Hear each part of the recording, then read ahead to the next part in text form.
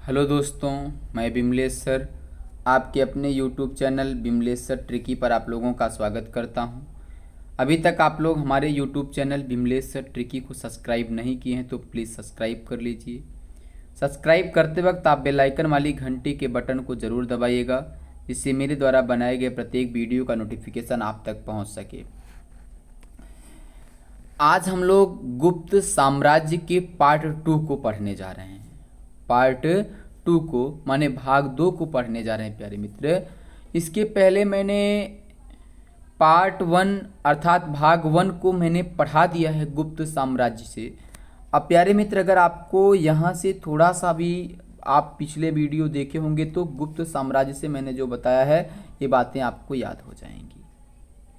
प्यारे मित्र, आइए हम गुप्त साम्राज्य के सबसे महत्वपूर्ण शासक पहले स्वतंत्र शासक की बात करते हैं। चंद्रगुप्त प्रथम है। कौन है प्यारे मित्र? चंद्रगुप्त प्रथम है।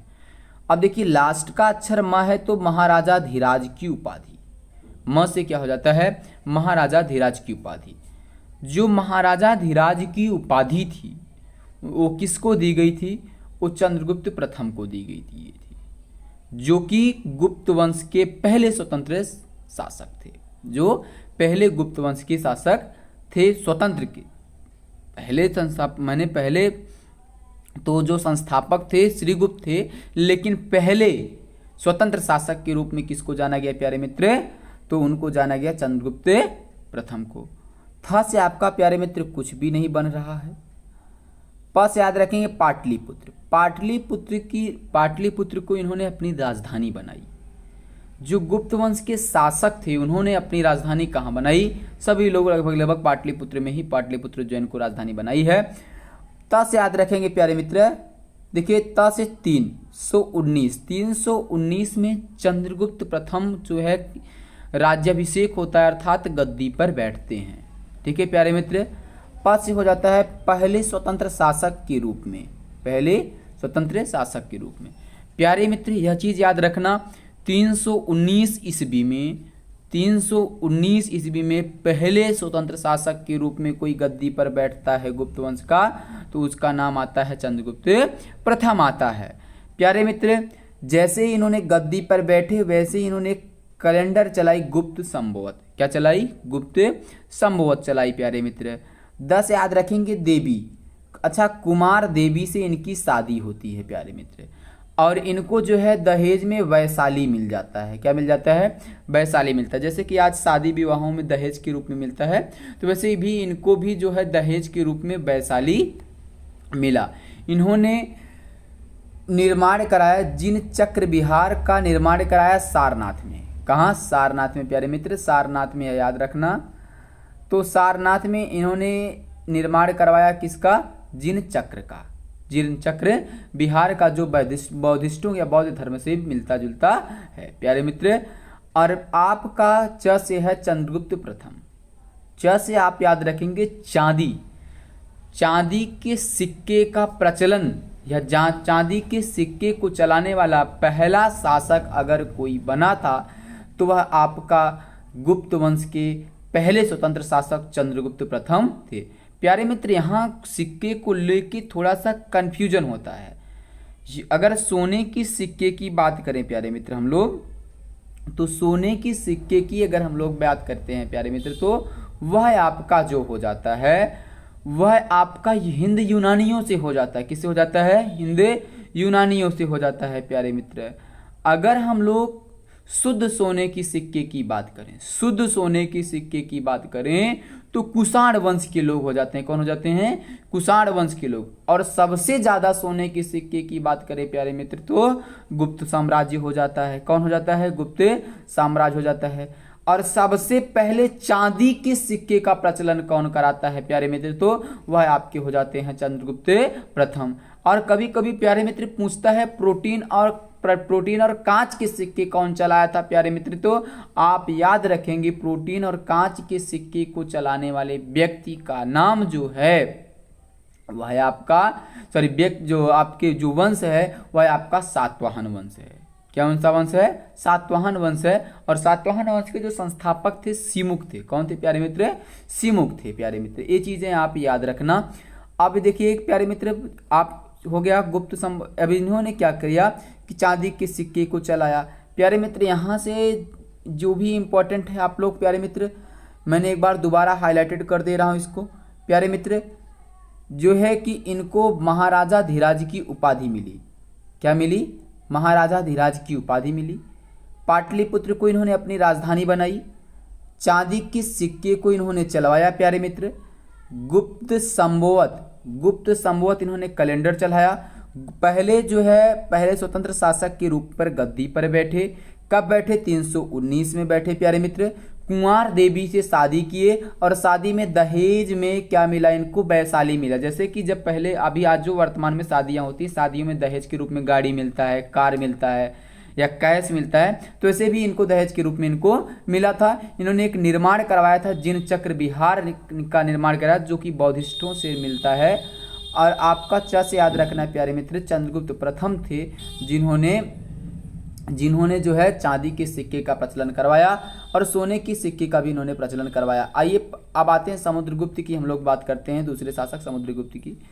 जो दूसरे शासक हैं प्यारे मित्र, उनका नाम है समुद्रगुप्त। क्या है? समुद्रगुप्त। देखिए प्यारे मित्र, थोड़े से क्या बहुत ही इंपॉर्टेंट है। स से याद हो जाता है संगीत के प्रेमी, या समुद्रगुप्त जो थे संगीत के प्रेमी थे। इसका साक्ष्य जो है जो समुद्रगुप्त थे, समुद्रगुप्त ने जो सिक्का चलाया था, सिक्के के एक तरफ क्या थे? समुद्रगुप्त की फोटो थी, दूसरी तरफ जो है कि बीड़ा बजाती हुई भगवान का फोटो था। तो अर्थात इससे पता चलता है कि संगीत के प्रेमी थे। माँ से याद रखना प्यारे मित्र, मेघवर्मन श्रीलंका के शासक थे। कहाँ के शासक थे? मेघवर्मन जो श्रीलंका के शासक थे, जो समुद्रगुप्त से गया में बौद्ध मंदिर बनवाने के लिए जमीन मांगते हैं या जमीन की मांग करते हैं प्यारे मित्र। तो कई बार एग्जामों में पूछा गया है कि समुद्रगुप्त से बौद्ध मंदिर बनाने के लिए श्रीलंका के कौन से शासक ने गया में जमीन मांगी थी? तो उनका नाम था मेघवर्मन। क्या है प्यारे मित्र नाम था? प्यारे मित्र 10 इनके दरबार में एक दरबारी रहते थे जिनका नाम था हरिसेन, जिन्होंने प्रयाग प्रशस्ति की रचना की। प्यारे मित्र प्रयाग प्रशस्ति की अगर बात करें, प्रयाग प्रशस्ति में सबसे पहले अशोक मौर्य की बात होती है। इसके बाद जो है प्यारे मित्र प्रयाग प्रशस्ति में तो दूसरे पे आते हैं आपके समुद्रगुप्त आ जाते हैं, तीसरे पे अकबर आ जाते हैं, चौथे पे जो है जहांगीर आते हैं प्यारे मित्र। अभी हम लोग उसको देखेंगे। गस याद रखेंगे प्यारे मित्र, गरुड़, इनका जो राजकीय चिन्ह था वो गरुड़ था प्यारे मित्र। या फिर इनके याद रखिए प्यारे मित्र, इन्होंने जो है सिक्के जो चलाए थे, गरुड़ प्रकार के सिक्के चलाए, धनुर्धारी प्रकार के सिक्के चलाए, परशु प्रकार के सिक्के चलवाए, अश्वमेध प्रकार के सिक्के चलवाए, बीड़ा प्रकार के सिक्के चलवाए। इन्होंने सिक्के कितने प्रकार की चलाई थी? 4 प्रकार की चलाई थी। गरुड़ प्रकार का, धनुर्धर प्रकार का, परशु प्रकार का, अश्वमेध प्रकार का, बीड़ा प्रकार का प्यारे मित्र। ये आपके एग्जामों में कई बार पूछा गया है प्यारे मित्र। प से आप देखो प्यारे मित्र, याद रखना, ग आपका हो गया प से पराजित। ये कभी भी पराजित नहीं हुए थे। और तस याद रखना, 3 नीतियों पर दक्षिण पर विजय प्राप्त किए थे। गुप्त साम्राज्य के जो गुप्त साम्राज्य के तीसरे शासक थे समुद्रगुप्त थे, जिसको भारत का नेपोलियन कहा जाता था। क्या कहा जाता था? भारत का नेपोलियन कहा जाता था। तो वो जो थे प्यारे मित्र, 3 प्रकार दक्षिण में 3 प्रकार से विजय किए। पहले ग्रहण से, मोक्ष से, अनुग्रह से। ग्रहण से मतलब शत्रु पर अधिकार से, मोक्ष से शत्रु को मुक्त करने से। इसके बाद अनुग्रह राज्य को लौटाकर दया से जीते जाते थे। तो इन्होंने 3 प्रकार से जीता प्यारे मित्र। अब एक चीज यहाँ इंपॉर्टेंट है, प्रयाग प्रशस्ति पहले कहाँ था? कौशाम्बी में था प्यारे मित्र। कहाँ था? कौशाम्बी में था, जो कि बहुत ही इंपॉर्टेंट है। जो अशोक मौर्य ने प्रयाग प्रशस्ति स्तंभ स्थापित किया था वो कौशाम्बी में था। बाद में अकबर ने जो है उसको प्रयाग में ला करके रख दिया प्यारे मित्र। तो प्रयाग प्रशस्ति शुरू में कहाँ था? वह आपका कौशाम्बी में था प्यारे मित्र। और वह किस लिपि में है प्यारे मित्र? वह आपके ब्राह्मी लिपि में है। किस लिपि में है? ब्राह्मी लिपि में है। प्रयाग प्रशस्ति अभिलेख में अशोक, चंद्रगुप्त, अकबर और जहांगीर का नाम मिलता है। अशोक जो कि मौर्य वंश के तीसरे प्रतापी शासक थे, जिनके समय में अखंड भारत था। ठीक है प्यारे मित्र, जिसको महान सम्राट के नाम से जाना जाता है। दूसरे व्यक्ति आते हैं समुद्रगुप्त, जो कि गुप्त वंश के संस्था माने गुप्त वंश के जो है तीसरे राजा थे, माने मुख्य रूप से, अमुख्य रूप से तो चौथे हो जाते हैं प्यारे मित्र। इसके बाद अकबर हैं जो मुगल कालीन, और जहांगीर हैं प्यारे मित्र। ये आपके महत्वपूर्ण टॉपिक आपके हैं प्यारे मित्र। अभी तक आप लोग हमारे YouTube channel Vimlesh sir tricky को प्यारे मित्र सब्सक्राइब नहीं किए तो सब्सक्राइब कर लीजिए, और सब्सक्राइब करते वक्त बेल आइकन वाली घंटी के बटन को दबाना मत भूलिएगा, जिससे मेरे द्वारा बनाए गए वीडियो को आप जो है माने कि देखने से वंचित ना रहें। यदि आप सब्सक्राइब बेल आइकन की घंटी के बटन को नहीं दबाते हैं तो आपको नोटिफिकेशन नहीं जाएगा और आपके कोई ना कोई वीडियो आपसे छूट ही जाएंगे।